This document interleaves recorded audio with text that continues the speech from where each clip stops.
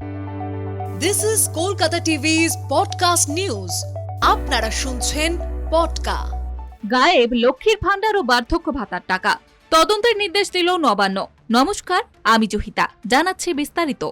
বিগত কয়েকদিন ধরেই তরুণের স্বপ্ন প্রকল্পের টাকা গায়েব হওয়া নিয়ে একটা বিতর্কের বাতাবরণ তৈরি হয়েছে। এখন র্যাডারে পশ্চিমবঙ্গ সরকারের সর্বাধিক জনপ্রিয় প্রকল্প লক্ষ্মীর ভান্ডার। তবে এ বিষয়ে এবার কড়া অবস্থান নিতে চলেছে রাজ্যের প্রশাসন। পূর্ব মেদিনীপুর ও পূর্ব বর্ধমান জেলার পুলিশকে এ বিষয়টি নিয়ে তদন্ত করার নির্দেশ দিলেন রাজ্য পুলিশের শীর্ষ আধিকারিকরা।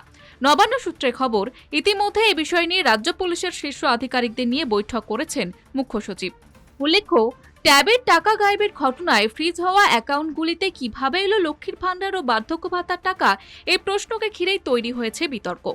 পূর্ব মেদিনীপুর, পূর্ব বর্ধমান এই দুই পুলিশ জেলাকে বিস্তারিত তদন্ত করে রিপোর্ট দেওয়ার নির্দেশ দেওয়া হয়েছে নবান্নের তরফে। প্রসঙ্গত, গতকালই তরুণের স্বপ্ন প্রকল্পের জন্য দেওয়া ট্যাবের টাকা গায়েবের ঘটনায় এই চাঞ্চল্যকর তথ্য প্রকাশ এসেছে।